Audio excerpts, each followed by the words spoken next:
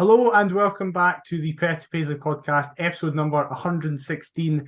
This past weekend, Hearts went 10 in a row unbeaten, but we all know that the game wasn't exactly much to talk about. So this could be an interesting episode. So you're as ever joined by me, Daniel McIver, and I am joined by Adam Kennedy. Adam, how are you doing? I'm all right, mate. I'm all right. I can't really be asked talking about that weekend performance. If I'm being totally honest, that was comfortably one of the worst games of football I've ever watched. Yeah, Sky did really well in choosing their fixtures this weekend, didn't they? Every single time we're always like, come on, get more games on TV. And they always choose our games that are rubbish. Never the 5-0s or the 3-0s, the 0-0s. I was just thinking, like, FA Cup weekend down south, we're wanting to kind of show English viewers that this is what you could be watching when it comes to Scottish football, and they'll have taken one look at Hearts Livingston and gone, nah, you're all right. Yeah, exactly. Well, before we get to Hearts Livingston, as ever, we have to go around the grounds. And there was one game that mainly stuck out from this weekend. I'll get to that one last, as all the other games were St Mirren continuing to compound Motherwell's despair as they won 1-0 at home, continuing their amazing home record, which is just ridiculous. Ross County got an absolutely massive win as they beat Kilmarnock 3-0, a very comfortable win there. Rangers beat St Johnstone, great, fun times. And then El Sakio came in, and it fucking was, as Hibs put 6 past then Jim Goodwin's Aberdeen. 19 minutes later, Jim Goodwin was sacked, had to climb over a board with a cat's face on it, and Dave Cormack ended up crying on Sports Sound. And then to compound the rest of the weekend, Celtic won 2-0 against Dundee United. Great times. What did you make of the games? Oh, that was so aptly put. Do you fancy replacing Kenny McIntyre on Sports Side? Yeah, you could just come up with a summary every week. Yep. What did I make of the other games? An absolutely massive win for Ross County that you rightly alluded to. Did not see that coming. Yeah. And we're talking about, or you mentioned St Mirren's strong home record. Kelly's away record is appalling. I think they've picked up 2 points all season away from home in the league. Yeah. That is a disgrace. But big win for Malky Mackay's men. Hopefully they've got another as we record, hosting Hibernian. Yeah, Eamon Brophy bagging against his former club on his debut. Quite a laugh. Elsewhere, Rangers St Johnstone, to be expected. Of course, they're going to win right before they play us midweek. Always going to happen. What was the other Saturday game? St Mirren, Motherwell, Curtis Main, another scored against his former club. Yeah. Motherwell again. Like, the fact that Motherwell were the only team to win in Paisley astounds me, given they've just nosedived. I mean, Hamilball has come to a total stoppage. Hamilball's dead. Hamilball is dead in the water. And Motherwell's squad is just thinning out like you would not believe. But let's just skip past that trio, because it is all about Hibs Aberdeen at Easter Road. Can I ask you something? Obviously, we recorded the night of Aberdeen Darvel, didn't we? The Monday night. Yeah, we did. Yeah. What did you make of the statement with regards to Aberdeen saying that they were keeping Jim Goodwin on, albeit until the weekend, essentially? It does no one any favours. I don't get it at all. Like, I get that justifiably Aberdeen fans were absolutely furious and wanted Goodwin out. And they had clearly made the decision, right, we're not going to sack him, but you can't really stay silent, because fans were getting more annoyed at the lack of anything. But I think in retrospect, Aberdeen fans wish there had been nothing, because that statement doesn't appease the fan base because they wanted him gone. No. It doesn't do Jim Goodwin any favours, because it's going, yep, we know he's rubbish. If he didn't win at the weekend. Yeah. The way that it was worded, it basically said, lose at Easter Road and he'll be sacked. Which then makes me think, the players that have downed tools previously, why on earth would they want to go out and perform? Oh, wait, no, don't say that. Johnny Hayes got very angry at that suggestion today that they had down tools and thrown people under the bus. Come on. But are you... Even though they had. Of course they had. Yeah. Of course they had. Like, Stevie Wonder could see that. Yeah. Like, I didn't get that statement at all. it's far worse a defeat than Brora, and we were raging. Yeah, the lack of clarity from Brora. I mean, we can play back the tapes if we want. Don't really want to, but it's there for all to see. I just odd, really odd. Like, I don't even know where Aberdeen are going to go from here in terms of an appointment. The fact that they are, I don't know, it feels like the 80s. Aberdeen are like the talk of the country in a footballing sense, but not for the right reasons, which makes it really funny. I don't know, there's a part of me that wants Neil Lennon to get that job. That would be that would be so funny. But I can't see it happening. No. I think Aberdeen, for all Dave Cormack's faults, and there are plenty, I don't think you want to give Neil Lennon that dough to spend. No. Jack Ross, I don't think they'll appoint because they've just, a Dundee United manager then become an Aberdeen manager just doesn't sit well. Who else? There was talk of Tam Courts. Can't see that either. Chris Wilder's put his name in. Chris Wilder would be a great appointment. I don't think it would. Chris Wilder. I don't think it would. Do you not? I think it would be good in the short term, but long term, I don't think it would work out. Interesting. So immediately, I think he would fix stuff. But so like Sean Dyche at Everton. Yeah, maybe. That is actually maybe a good comparison. Although I would say Sean Dyche is a better appointment at Everton than Chris Wilder would be at Aberdeen in the long term. They are a mess defensively, can I just say? See the highlights. Kevin Nisbet's goal. All 6 goals are preventable. All 6 goals are preventable. God, mate. But that one in particular, he's on halfway. Do you know, I was talking to somebody about this. It's like, you know when you watch a football film and it's so obviously scripted to slow everything down so that they could bag the winner. That's what it looked like. The time that he's got from initially receiving the pass to then, it's like he's traipsing through sand. By the time he arrives at the box, he's probably thought about where on earth he's going to bury it. Finishes it well, but all the time in the world. And Will Fish getting in on the act to that. A great header, but again, nobody picking him up. I'm just no. You can't honestly tell me that is a squad player for the manager. Not a hope in hell's chance. Additionally, I don't understand. Well, I do understand, but I don't agree at all with this weird narrative that came out on Sports Sound that it's the foreign players' fault. Can we talk about that? Yes. How many foreign players have Aberdeen got? Ramadani, Duke, Miovski.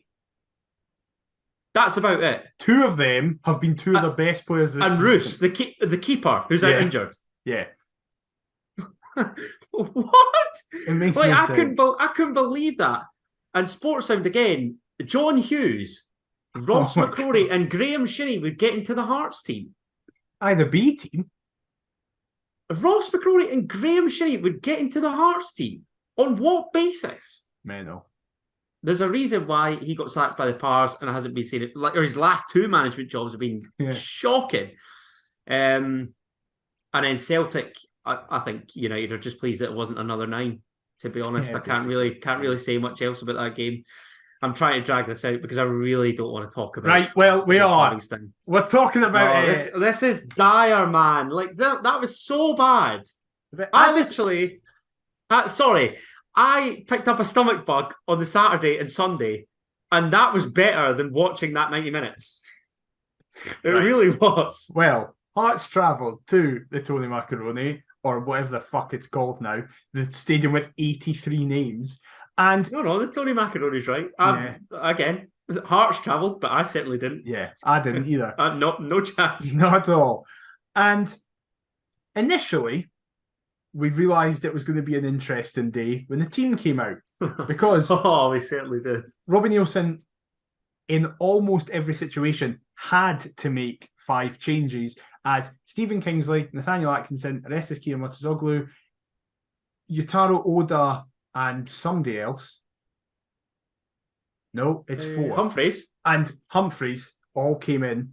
They replaced James Hill, Robert Snodgrass, Josh Ginnelly, Michael Smith, and somebody else that I can't read. Somebody. Barry Mackay.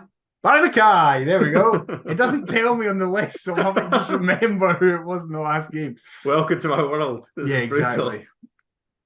Exact same formation, sticking with a 3-4-3, whatever you want to call it. Now, a lot of people reacted in quite a negative way to the team news. It's not like us. But then immediately, Nielsen explained that he didn't want to risk Snodgrass and Smith on that pitch, totally understandably. Smith especially has picked up an injury, and we'll get to it, but probably isn't going to be available for the game that is tonight as this is being released. There's also been a bug going around the squad, which explained other omissions, and then James Hill had his concussion protocol, which meant that he had to be missing as well. So he had to ring in the changes, but I don't think Robbie wanted to ring in many of the changes. But no, the big talking point was this was Oda's first start, his first start in football generally since the 7th of November. Never mind just start for Hearts. What did you make of the team when you saw it, both before you had that context and after you had the context? Before I had that context, I was thinking, why in God's green earth has he just made 5 changes? What, you know me, I'm not a fan of changing a winning team whatsoever. So when I see those amount of changes up against a Livingston team who I've got plenty of admiration for, David Martindale, think they're on a fantastic unbeaten run, that park, tough place to go, I could chuck out all the cliches, whatever. That didn't bode well. I was not feeling too optimistic, let's just say, as soon as I saw all those changes. Plus the fact we also hadn't beaten Livingston this season. We were lucky against them at Tynecastle, as far as I'm concerned, with the Josh Ginnelly late equaliser, and obviously lost 1-0 through there with the Montano goal earlier on in the season. So when I'd seen the team, when everything had been kind of put in front of me, I wasn't filled with optimism, McIver. I've got to be honest. Just because, again, like I say, I'm full of credit for our opponents. And I just think 1 or 2 changes, okay. Again, if they're enforced, can't be helped. But 5's a lot. Yeah, definitely. And that had me worried.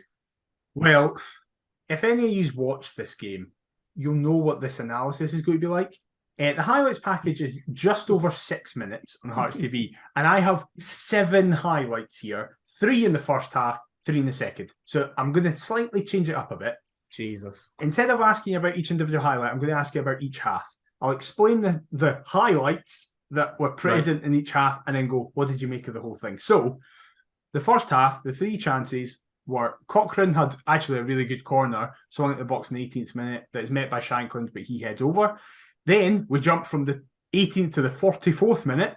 The ball is played across the Hearts box, which ends up at Stephen Kelly's feet, who sends a tame effort towards Clark. And then the highlight of the half, Keogh does very well after picking up the ball, drives forward, plays a great ball to Humphreys, who then finds a pretty good ball to Shankland, who swings it in kind of down the throat of the keeper, but so much so that he can't commit.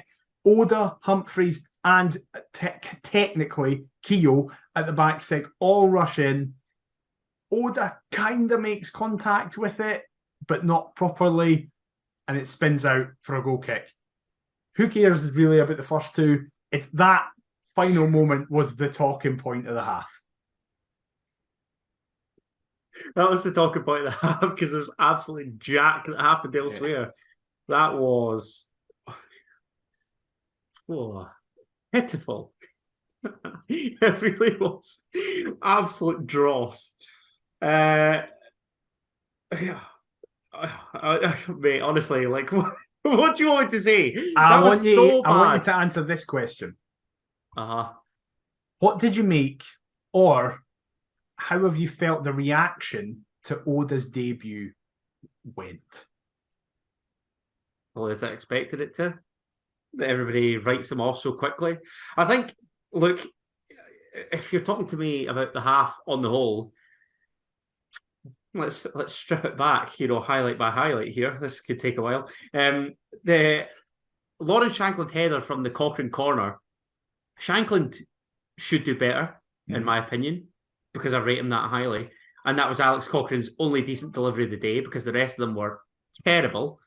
The Stephen Kelly effort, comfortable save for Clark. I'd expect Joe Pereira to save that. That's how poor the effort was. So the fact is considered a highlight. And the Oda chance is just a sitter. It really is. It's craving any form of contact, any form of decent, solid contact. and it's in because he's what? 5 yards out? Yeah. Less than? He's the one that's mainly culpable, although I think Humphreys is ghosting in behind him, isn't he? Kieran Murtoglu's he's in the box, yeah. He's in the vicinity, but he's not really there, is he? So, just really quite shite. Very much so. I feel of course. I feel for Oda because so many people. Listen, I'll be honest. But this is the number one thing with Hearts fans, McIver. Like we are the world's worst for doing this. Like the geezer's flown over from Japan. I can't imagine he speaks a word of English. I'm just assuming here. I don't know. His English might be shit hot, but the fact that you know what the stereotypes around the Scots is that we don't speak the best English anyway because we're tricky to understand. So you've got that, you've got the language barrier, you've got the accent barrier, you've got the fact he's not started or kicked the ball, as you say, since the 7th of November. He had a couple touches on his Tynecastle debut in a game where it was easy to look good because we're 5-0 up. So this is his first real test. He's on the plastic park. He's thinking, what the hell is this home support? There can he be 5,000 Hearts fans follow the team every single week? Like, if I was him, I'd be thinking, what on earth have I signed for here? Going up against two absolute unit centre halves as well. Jack Fitzwater and Morgan Boys look like a couple of NBA players. Like, what is this? Is Davy Martindale on the touchline screaming his lungs out? Like, that is just the epitome of a culture shock for this young man. It was never the game for him. Of course it was. But this is the annoyance that I've got because it was the exact same for Stephen Humphreys. Yeah. He made his debut on this turf in this very fixture. We got beat. He wasn't great. And everybody was so quick to just go, that, like, what you can see why he's Wigan's 4th, 5th choice striker. Who signed this guy? He's utter gash. We could have brought in a better free agent. As we're so quick to do, so quick to write off the team. Whereas sometimes we just have to peel it back and say, do you know what? We'll give them 5 to 10 games, assess how they are after that. You know, Stephen Humphreys, the fan base today, we're looking at it on deadline day going, oh, that's great that he's here till the end of the season. Make sure you sign the contract to stay on a permanent basis. Every single reply is, sign the contract, big boy. Oh, is this you staying for good, big man? And yet, these were probably the same jokers that were writing him off after his first game. Fully agreed. Fully agreed. I'm not giving any form of even analysis on Oda's first half. It's like sorry that I went nuts there, but it's fully justified. Honestly, it's one of my biggest pet peeves. Absolutely. Well, interestingly, at halftime, Oda swapped for someone else who is kind of still getting to grips with the Scottish in fairness, team. Robbie was right to haul him off after 45, 50 minutes. Bed them in easily. Had he scored and then been taken off, you know, you'd probably be lambasting the gaffer saying, oh, why the hell have you done that? But now it looks good because obviously he's missed that chance and he's given somebody else a go. Yeah, absolutely. And again, there's 3-4 chances. I'll summarise them all and then kind of ask for your thoughts on them. This was a much better half, though. We were definitely the stronger team in the second half. And a lot of that was the substitution of taking Oda off and bringing on Garang Kuol. And immediately, it should be 1-0 again. Grant wins the ball. Who came on for Devlin, by the way, Devlin is also a potential miss for tonight as people are listening to this with his hamstring. So I actually felt that affected us. I felt Devlin was probably our best player up until that point. That's funny because I see various people praising George Grant's performance. You know me, I'm not sold on the guy. I'll say that I'm not George Grant's biggest fan. I think he's still got a lot to prove. But I see a lot of folk praising his performance. I mean, in fairness, when I watched the highlights back, yeah. I mean, the ball that he sends through for the chance that you're about to talk about is sublime. But again, folk will probably look at the dive later on that, it's just like, why are you doing that? That was conveniently missed. Sorry. Have you seen the Livingston TikTok? I have. Brilliant. Yeah. That is top tier patter, I have to say. They are the kings of Scottish football TikTok, I have to say. Livy are good. But yeah, I'm not 100% sold still.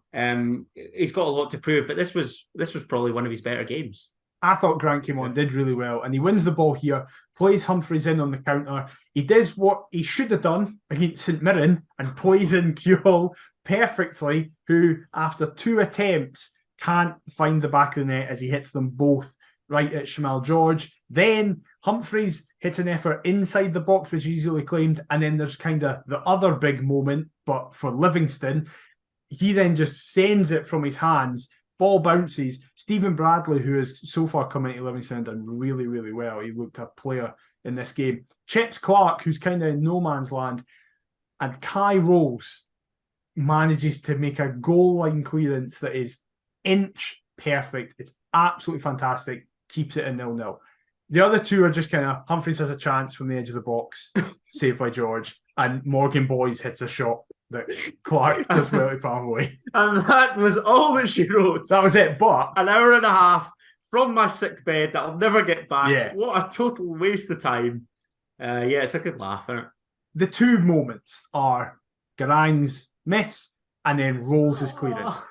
I want to get your thoughts on Garang's double miss. Who, by the way, I will say this, I don't know if you saw it, but he then immediately spoke to Sky Sports after I did it. see that. I can't remember who it is interviewing them, I do apologise, but they kind of try and, fair play to them, give him an out, being like, you're only on the park for 2 minutes, do you think you just want to get settled? And he immediately went, nope, I should be scoring that, it's unacceptable from me, I'll do better next time. Great attitude to have for such a young guy as well.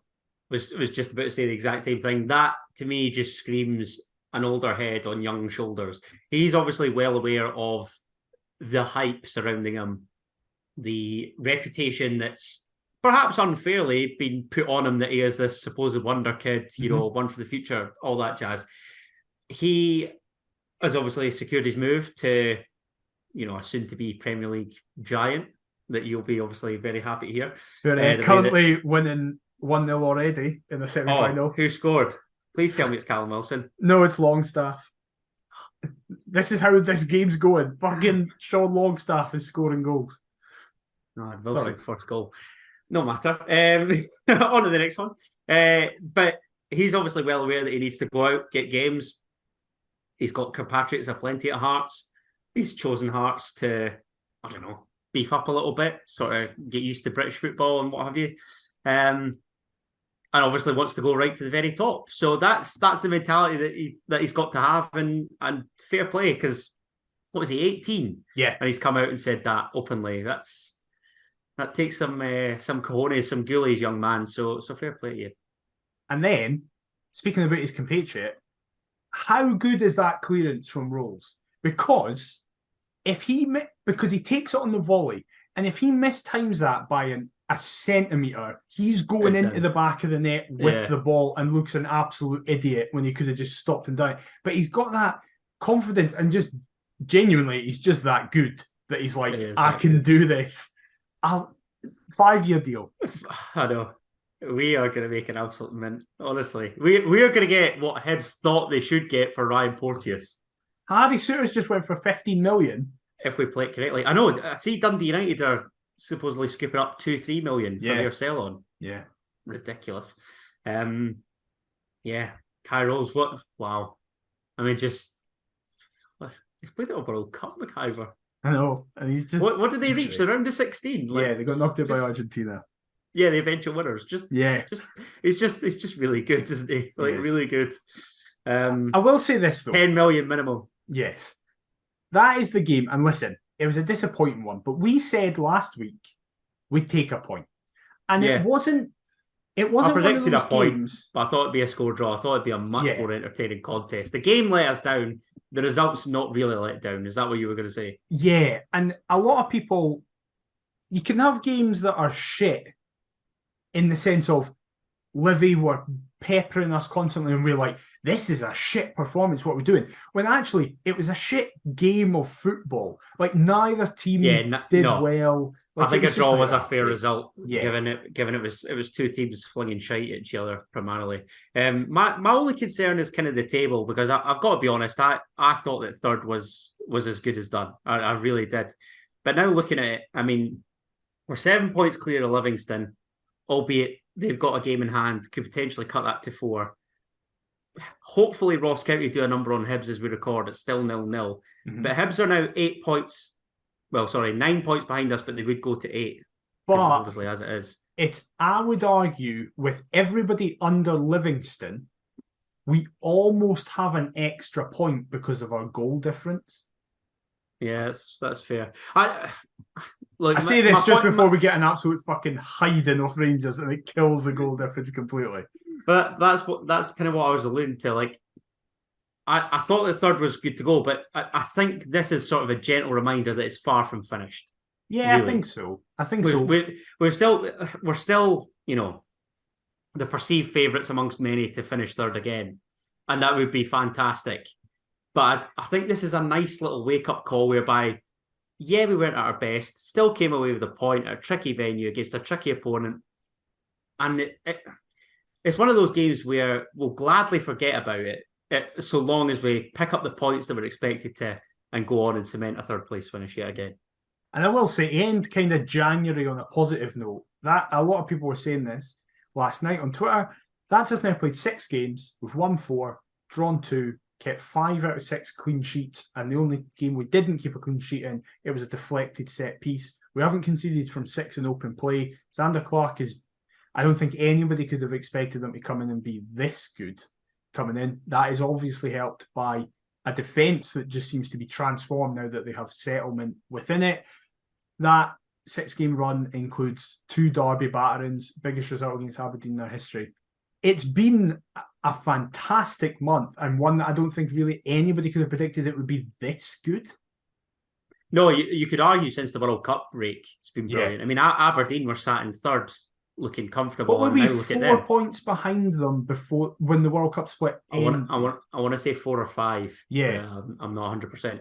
But again, like, we've been simultaneously very good and lucky that Aberdeen have nosedived in the way that they have to then bypass them and look as though we're going to kick on. I just hope that we can continue to grind out wins even when not our best, as opposed to just these points. But I don't know. I mean, conceded 1 goal this year, unbeaten this year, albeit our next fixture is a good test. So yeah, we'll reassess, I think, come next week, because we've got a good chance to right the wrongs of, you know, a tough midweek match at the weekend when we host Dundee United at Tynecastle as well. I have just seen there, Hibs have taken the lead. It's fairly Ewan. But the more interesting point is that Kevin Nisbet's had to come off after pulling up. And Harry McCurdy has replaced him. So as it currently stands, Hibs are 1-0 up against Ross County. But had Hibs to win that, to be fair. That's annoying. As we said, we are recording this on deadline day. And I think, as every Hearts fan expected, as we currently sit here with 4 hours left, there's been no news, according to Barry Anderson. There will be no ins or outs, interestingly. So next week, we're going to cover the January window as a whole and how it is. But we wanted to quickly touch on the fact that we have actually let people go. They're all youngsters. They are Ewan Henderson, has went to Queen's Park, who now seems to be the replacement for Simon Murray for the Spiders Championship title push. Connor Smith has went to the other side of the table as he has joined Hamilton Accies, much like his brother did.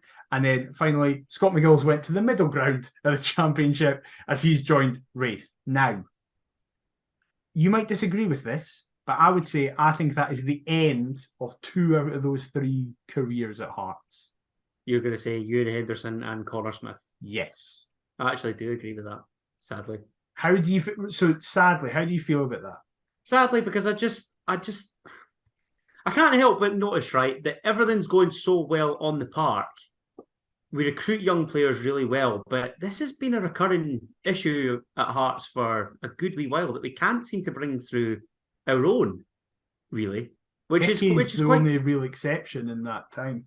Which is sad. Like, I think we're kind of, I don't know, we're obviously getting older, we're maturing, and we're sort of appreciating every little facet of football, right? To me, there must be no greater thing than growing up a Hearts fan and getting that opportunity to run out at a packed out Tynecastle, playing for the club that we'd all kill to, you know, play 5 minutes for. That must just be the most unbelievable feeling. And yet, young boys aren't given the chance. I don't know what the correct solution is, because obviously now we've got the B team competing in the Lowland League. If you're to ask me personally, I would much rather they be given the experience at clubs that we sort of built up kind of like an affiliate link with. Yeah. So say your Spartans initially at that Lowland League level, your FC Edinburgh's at League One to kind of, I don't know, beef them up a bit. I mean, we've had success in saying that through, Wraith Rovers take players on loan from us and have done all the time. You could probably build an 11 that have gone on loan from Hearts to Wraith.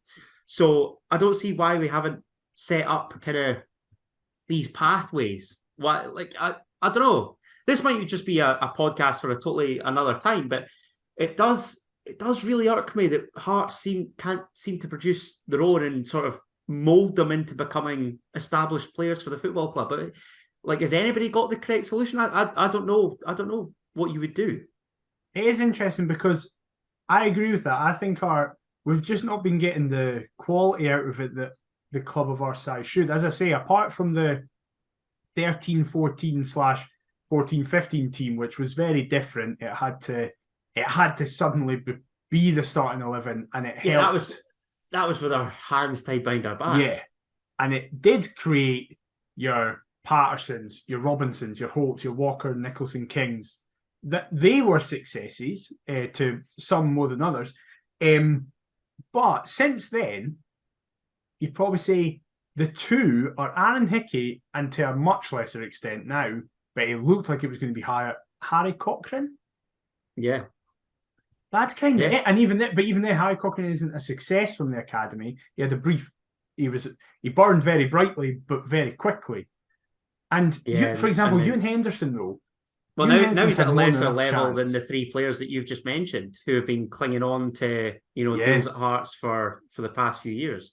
And that's it. With Ewan Henderson, I have no ill will, but it is like he's just not up to the level that we need to be. Connor Smith is potentially that question mark where he's never really let himself down in a Hearts shirt, but it's just a lack of featuring, really, isn't it? Yeah, and I think he'd do well I actually think the move for Connor Smith isn't a great one. I don't know how good Hamilton is. I'm surprised Queen's Park didn't go back in for him, because I'm convinced that he won their Young Player of the Year. Yeah. I get the Scott McGill move, because obviously he's worked with Ian Murray at Airdrie before. That makes sense, albeit it's just to a higher level and what have you. But the Ewan Henderson ones, he's going to have to hit the ground running quickly to appease these Queen's Park fans that are obviously raging that Simon Murray's now gone to County. Absolutely. Because he's top scorer in the Championship, Simon Murray, or he was, wasn't he? Yes. So, it's big boots to fill.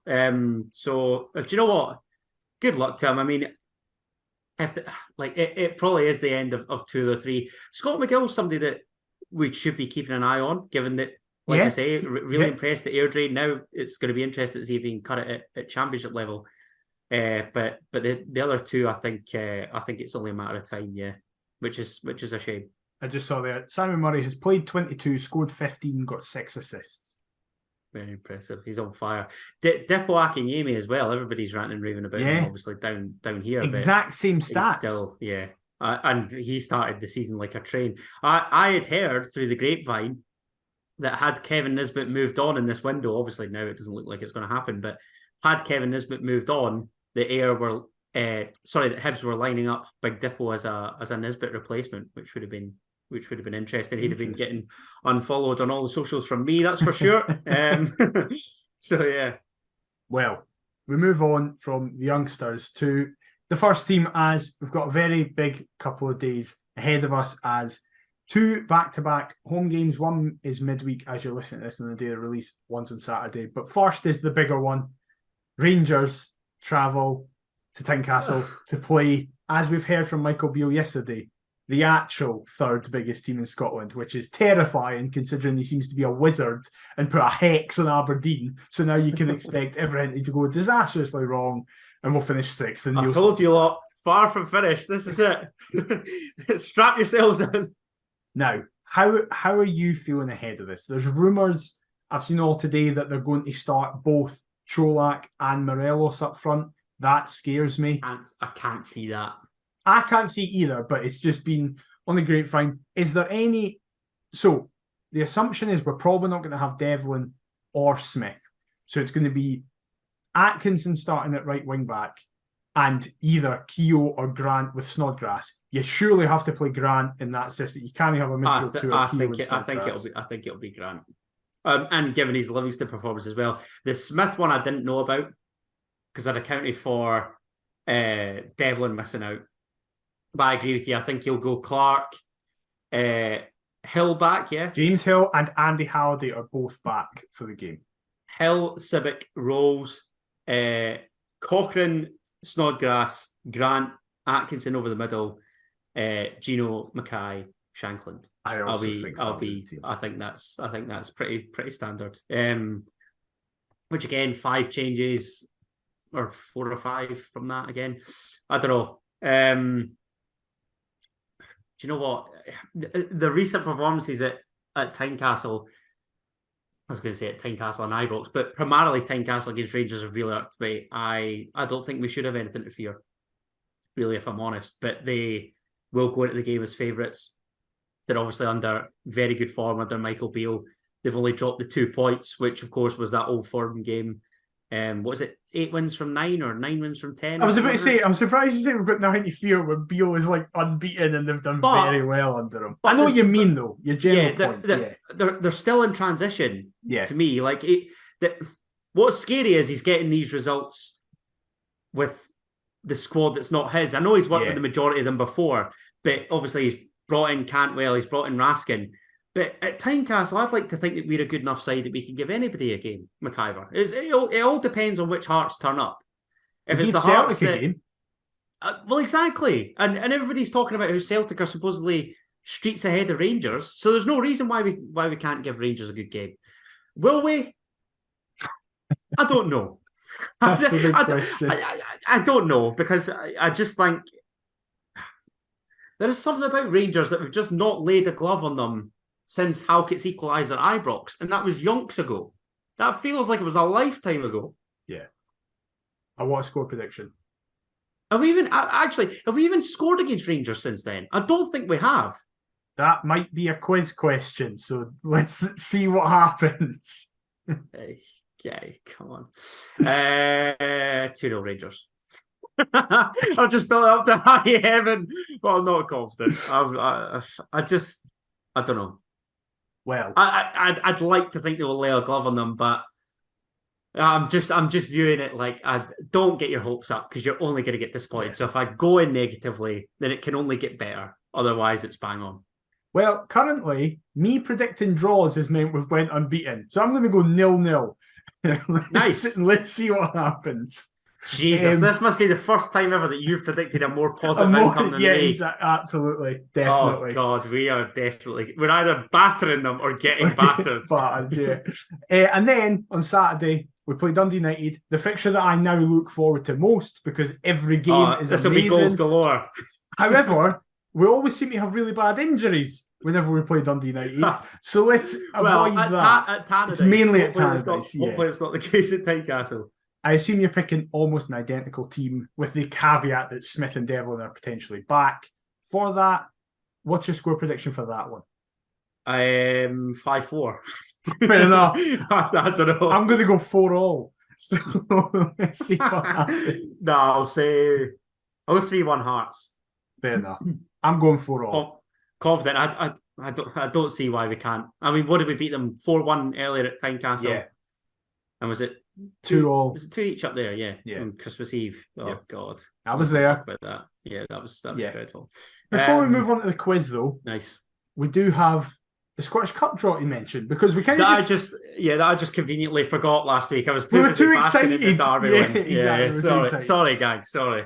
So I'll just read through the full draw and we'll kind of speak about it. Celtic are at home to St Mirren. Cove or Ayr are at home to Elgin or Drumchapel United.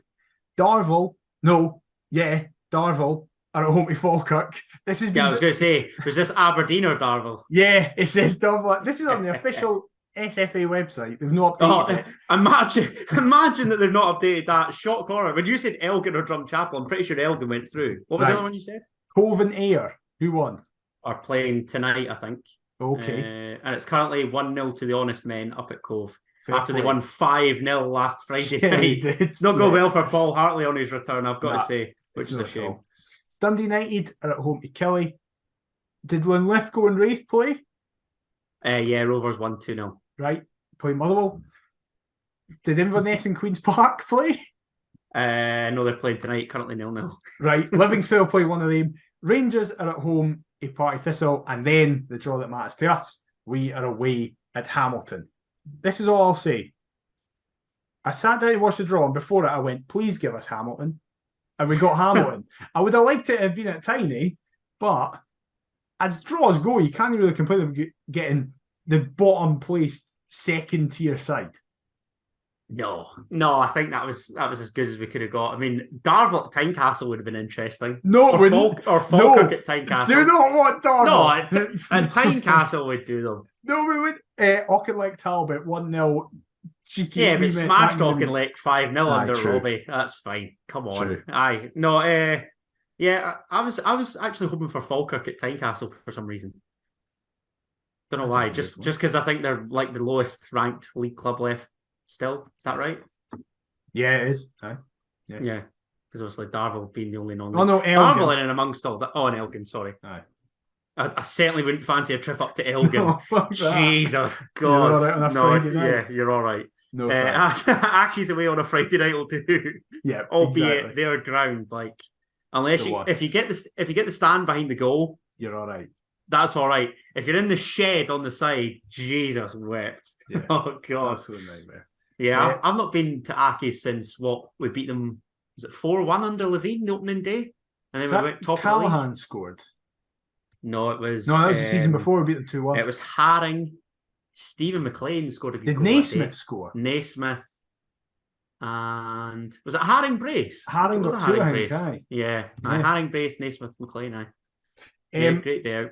So yeah, we'll obviously preview that next episodes that it actually is related to. So we do apologise for missing it. We were just too excited about the situation. That's entirely my fault, gang. I do apologise. You know what I'm like? I'm extreme highs, devastating lows. You've seen it in the past 2 weeks. Yeah. This has been absolutely dire.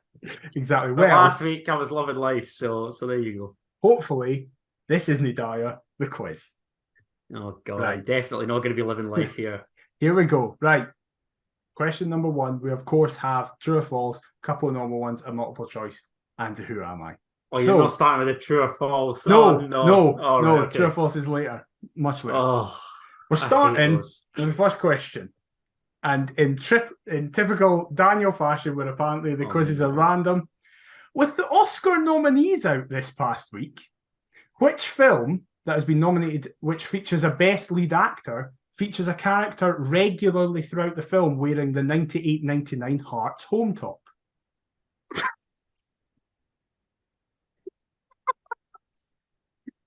I actually thought I saw somebody mention this on Twitter. It's been all over Twitter. But I've got no... I've seen the film as well. Why did I feel like it was called like Shogun or something? I've got no idea what's called. Your guess? I don't know what's called. Oh, can you give me like a couple options? I can try. Can you give me like a clue? Come on, I've not got a lot to work with here. Hold on. Or who's the actor? Yes, I'll do that. Right. Oh, I don't know why. I said that. Unless it's like Stephen Graham Paul or something. Mescal, the Irish man. He's wearing a heart top. No, he's not. I can tell you not. the actual character who is Frankie Corio, who plays Sophie in the film. No idea. Pass. It is After Sun. And Sophie, the wee girl, is it. It's a fantastic film. I hope I'll check it out. It's excellent. The director is a Scottish woman whose name I can't remember, Charlotte Wells, who her dad's side of the family's Hearts fans, mum's side of the family is Hibs fans. She's not into football, but she went, the maroon works in the cinematography. Yes, love that. So, Christ, Hibs have got many a film reference. Just watch Trainspotting. Exactly. Right, back to traditional football questions. Honestly, what chance have you got? So, the draw against Livingston at the weekend meant Hearts are now unbeaten in 10 games. But when was the last time we did that? Is it A, last season, Is it B, the championship season? Is it C, the 18-19 season, where we were really good up until Naismith's knee exploded? Or D, the 17-18 season? So when was the last time we went unbeaten in 10? I will say at least 10. Question. It can go more than that. Oof. See, my memory's not great with regards to 17-18 and 18-19, but I'm fairly confident that that was around the time where we set the clean sheet record. Right. So there's a part of me that thinks it might be the 17-18 season under Levine, but is it as recent as that? No, it's got to be the championship. 10 unbeaten. I'm going to go championship. So, you're incorrect, but on a technicality, because we've done it more recently than that. Because the championship season is correct. We did go 10 games unbeaten, but we last did it last year. Our opening 12 games of the league campaign, we didn't lose. There was a lot of draws. We drew 7, but did we? Yep. Jesus. I can actually. Right enough, because we went to Ibrox in about October and we were still unbeaten, weren't we? That kept it alive. I can and then actually was it tell you. Drew with Dundee the following week. I will tell you right now. So in the league, who ended it? Was it Aberdeen last season? It was Aberdeen last season. 2-1. Suter had that penalty. That's right, and we got beat. Yeah, so, that's right. Beat Celtic 2-1 opening day, then went to St Mirren. Yeah. Andy Halliday scored that. 2-1. Boys 2-1. Drew with Aberdeen at home. Beat Dundee United 2-0 away. Yeah. First Edinburgh derby. That was the day I moved down here. Can you remember what the first Edinburgh derby score was? 0-0. It was. Matt Macy and Craig Gordon were just really, really good. We then drew 2-2 Ross County. I think Stephen Kingsley scored a free kick away up at Dingwall. Oh, that's right. Did we go 1-0 up? They went 2-1 down and got back to 2 each. Yeah. Yeah, I think that's right. We then had back-to-back home wins against Livingston and Motherwell. Alex Cochrane, I remember, scored in that. And then we had 3 draws in the bounce away to Rangers, Dundee, and St Johnstone. Oh, the 1-each Gino. Yep. Remember that? Yes. Oh, fair enough. I didn't think it was as many as that. I know, right. fair play. Nice. Right. You kind of referenced it earlier. Who was the last Hearts player to score against Rangers? Jake Halkett. Incorrect. It was Peter Haring on the last day when we played Rangers 3-1. B, basically. I can't believe you just wrote me in like that. Yes! I knew I'd get you on that! Come on! I completely forgot all about that. That was terrible. Oh, Jesus. We went 1-0 up in that game. That was a great opening 10. And then their kids just rang rings round us. Yes, they did. Oh, God, what a time to be alive. Oh, I can't believe. I've obviously just conveniently forgot about that game. I love the confidence of which you said Craig Halkett as well. Dear God. Right, you're 0 for 3. Come on, true or false? You can get this. No, I believe in you. I always get these wrong. This is another donut, man. What chance have you got when you're asking questions about After Sun? That's a joke. Honestly, somebody make up a quiz for McIver and send it to him on Twitter each week. In fairness, I've then asked you 2 questions about last year and you got them both wrong. Yeah. That's annoying. True or false? Garang Kuyol Oh, God. Is nominated... Was born in Egypt. No. True or false? Garang Kuyol is nominated for the Puskas Award. That's got to be false. He's finally got one. But... Yes. Was he a teammate of his, though? His brother is. Oh, really? Alou Kuyol. Yep, he's nominated. Who does he play for? There's a question. Sorry, just figured that we drag out some time here. I want to. He plays for Stuttgart. He didn't do it. He didn't do it for Stuttgart. He did it for another team. Oh no, it was in Australia under 23s. Nice. So fair point. Oh yeah, right. There he is. I look. Oh yeah. He was on the bench tonight for Stuttgart as they won 2-1 at Paderborn. Keeping the old coup alive. You got to love it. Love that. Right. In the Deutscher Pokal. Who am I? Right. Daniel McIver. Yeah, he's done it! 2 for 5! Sorry. That was too perfect. It's great. It's just excellent, Patter. That's what everyone's here for. You can tell that we're struggling to drag it out this week. I do apologise. Right. Fuck's sake. I don't even know how to pronounce this first thing properly, but I think I do. Right, so... Oh, God almighty. Here's the clues. I came through La Fabrica, Real Madrid's academy. I have only played in Spain and Scotland, but played for over 17 clubs in the two nations. When joining Hearts, the Hearts manager compared me to one of the best players in the league at that time. I scored a goal to knock Hearts out of the League Cup, and I had really cool hair. Who am I? I had really cool hair. Yeah. In my opinion, at least. Yeah. 17 clubs? Yep. Right. Think about your questions wisely here. I think I've given you quite a lot of help. You in have, but nothing's coming here. Yeah. Spain and Scotland. Right. It's wrong to just assume that they're Spanish, so I kind of want to ask what nationality they are, but I'm not going to do that yet. What I want to know first and foremost is, when did they play for Hearts? That's a good starting point. They played for Hearts between 2004 and 2005. Oh, God. Jesus, now you're testing me. 0405. Yep. So little 6 or 7-year-old Adam would have been watching on Yep. at this joker. Whoever the hell they are. 17 clubs. Yep. Is really throwing me off. Do I ask what nationality they are? I don't want to race into using my questions though. Playing it tactically. It's a new way of playing for Adam. But I think I think I'm gonna have to though, because like I say, nobody's popping out at me. That's a tricky time frame as well. 0405. Because I was a young whippersnapper then. You were. As intelligent. Cheeky bastard.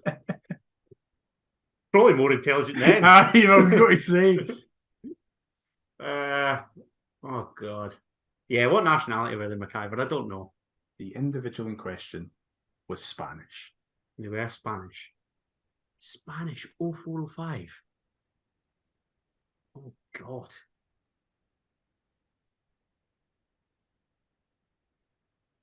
He's used both his questions. I know, and nothing's arriving into my little skull, or my big skull.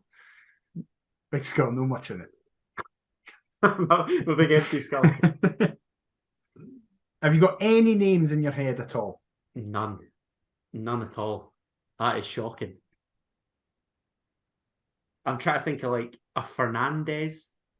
Or like one of these, just like, stereotypical Spanish names. One of these like generic names. No idea. I will say this isn't a clue. A Hearts fan I work with, I was actually coming up with this speaking to them, and as soon as I gave them the clue of I scored a goal to knock Hearts out of the League Cup, they got it. Knock Hearts out of the League Cup. Oh, but I've used all my questions. He has. He has. I was going to say, was that prior to or after joining Hearts? Who knows? Oh, no, we don't know. Me. No, we don't know. I Yeah, do. you know. I know. Thanks. I know everything about this guy. With cool hair. Spanish. Cool hair. I think it's cool. So it probably isn't. Oh, God. That's why I'm interested to hear how hard our listeners think it is, because the only person I've case tested this against got it without asking any questions. They just got it on the clues. So I panicked. Hold on a second. How old was the person that you asked? 35. Yeah, there you go. So yeah. Yeah, so they'd been like 16. Yeah. Oh, Jesus. Spanish Hearts 0405. 17 clubs. Came through Real Madrid's academy. Yeah. Oh, Jesus. When he joined Hearts, his manager compared him to one of the best players in the league at that time. Who would have been good in 0405? In the league, generally. I can't remember anything about 0405. Why? This was the season before we won the cup, and for some reason, it's just who was in that cup winning team? No Spaniards were in that cup winning team, were they? I don't believe so. No. Who did we get knocked out the League Cup by that season? Why have I not gone back to like brush up on this? See, it's poor from you. That's what we can glean from this. It is poor. I need to study earlier on. Like, yeah. I need to study from like 02 to like 2006. Jesus. Right, you're running out of time here. I'm running out of time and I've got nobody that's coming into my head, mate. Just say Ruben Palazuelos again. Never. That guy is just haunting me. No, I don't know. I honestly don't know. David Fernandez. No idea. Just making up a random I'll name. say this, right? I would have given you if you got just the last name. Was it Fernandez? It's not. But I genuinely would have. It was Ramon Pereira. Was he Spanish, was he? He was Spanish. And I'll I explain. thought he was Portuguese. I'll explain the clubs. So here are the clubs that he played for. He came through at Real Madrid. Atletico Madrid B, Merida, Iquique, Ponferradina, Getafe, Jerez, Ponferradina, Logrones, Wraith Rovers, Hearts, Livingston, Ponferradina. He knocked us out with Levy, didn't he? He did. Yeah. He did indeed. It's coming back to me. That's fucking annoying. Huesca, Atletico Baleares, Jerez Industrial, and Las Rosas. So they're these teams. When joining Hearts, my manager compared to me one of the best players in the league at the time. Basically, this is what his Wikipedia says. After scoring regularly in Kirkcaldy, he joined Heart of Midlothian on a one-year deal. Manager Craig Levine likened him to Nacho Novo, another attacker who went through the lower Nacho Spanish Novo leagues. was in my head, kicking about that, because he signed for Wraith and Dundee, then went on to Rangers, didn't he? Yeah. Another attacker who went through the Spanish lower leagues to the SPL via Wraith. And then, yes, the goal that he scored was for Livingston. 21st of September 2005. He finished Derek Adams' cross to score the only goal. And we were again. Jesus, I remember when Derek Adams was a manager up here. Again, more than I do as him as a player. Speaking about unbeaten, we were unbeaten up until that point before we got knocked out by him. And yeah, Ramon Pereira. If you Google him and you see the photo of him in the Hearts top, he has really cool hair. I honestly thought he was Portuguese, so that's the wrong nationality for me. So did I. When I first searched him, I was like, we've got a Spaniard in the 0405 team. And I was like, oh, it's Ramon Pereira, someone who I thought was Portuguese. Oh, well. You got 1 out of 5. Listen, a true or false. I'll take that. That's a win. Big dub as far as I'm concerned. We take those. We move. There's a huge moment as next week, if I get the Who Am I, it'll be the first of us to get the double figures correct. Because as it currently stands, for some reason now 9-5. Impossible. I know. I'm worried now. I was thinking, can I pull this back to 9-6? Of course I can. I'm just entering this in the same mindset that I'm going into Wednesday night, just hoping that they'll prove me wrong. But of course, I didn't prove myself wrong. Yeah. Hopefully, it's a wee bit reversed. But we hope you did enjoy this episode, especially because we tried our best. I'm very impressed with us that we got to an hour. I'm delighted with us. You did well, mate. You did very well. And so did you with your rants. I'm fully on board with them. Thanks. Much better than the quiz. Why did I put forward the idea of a quiz? Like, that was a terrible... You'd be loving it if you were winning. I know. That was a simultaneously tremendous and terrible shout from me. I've been all for it. All for it. But if you've been all for it and have enjoyed it, please let us know. If you liked it via a podcast platform, leave us a review on that. It massively helps. If you've been watching on YouTube, please leave a like, comment, and subscribe. That's hugely beneficial. We're at Perth to Paisley on all forms of social media. perthtopaisley@gmail.com if you want to fire us over an email as well. Adam, where can they get you on social media? They can get me slewing and simultaneously praising the quiz at Adam T. Kendall. What about yourself, mate? I'm at DMcIver22. We'll be back next week to discuss the Rangers fallout, transfer deadline day fallout, Dundee United fallout, anything else. Adam, as usual, has loads of stuff to talk about when he's the host. But we'll see you next time. Bye-bye. Come on, the Hearts!